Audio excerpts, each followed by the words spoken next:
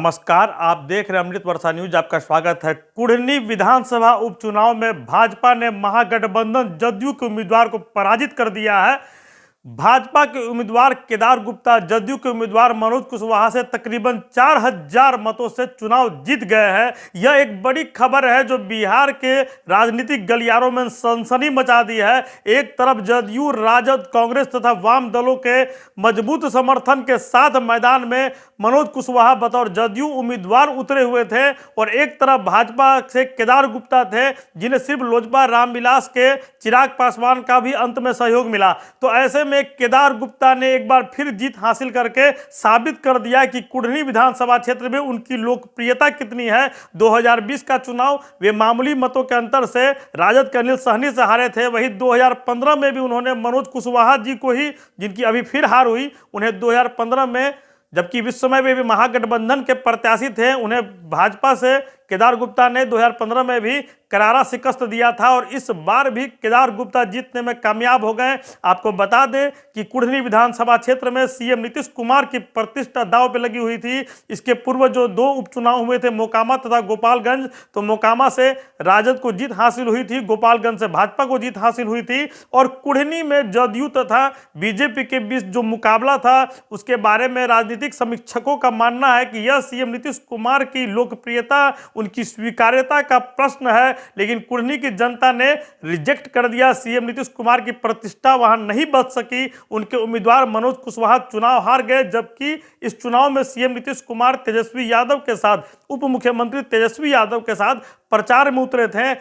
सारा बल लगाया गया था महागठबंधन के उम्मीदवार मनोज कुशवाहा को जितवाने के लिए, लेकिन केदार गुप्ता भारी पड़े, भाजपा भारी पड़ी। भाजपा से यह जीत का श्रेय जिसे भी दिया जाए, लेकिन वाकई संजय जायसवाल, सम्राट चौधरी, विजय कुमार सिन्हा, जनक राम सभी ने मिलकर वहां बेहद मेहनत किया और कहीं ना कहीं सम्राट चौधरी का भी प्रभाव वहां के कुशवाहा मतों पर दिखने को मिला।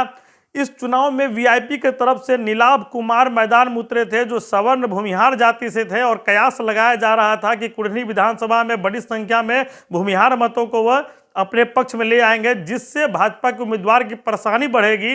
लेकिन ऐसा बहुत नहीं हो सका। कुढ़नी में वे भी बुरी तरह से रिजेक्ट कर दिए गए। जहां तक सवाल है एआईएमआईएम के प्रत्याशी सरदार मुर्तजा का, तो वे भी मैदान में उतरे थे।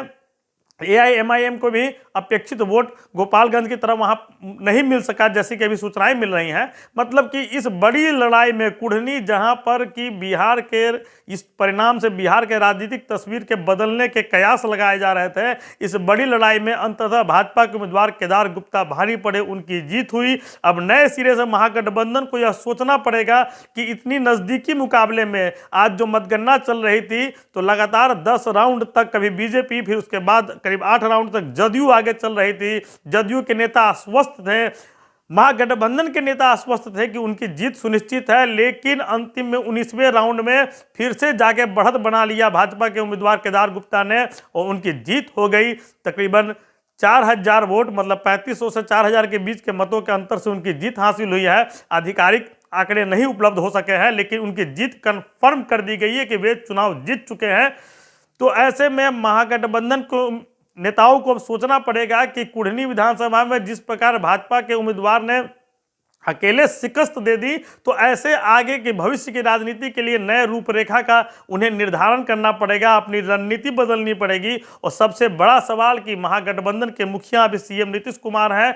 कुढ़नी के परिणाम के बाद आखिर वे महागठबंधन के मुखिया कब तक बने रह पाएंगे, यह अब राजद और कांग्रेस पर डिपेंड करता है। आप देखते रहिए अमृत वर्षा न्यूज। धन्यवाद।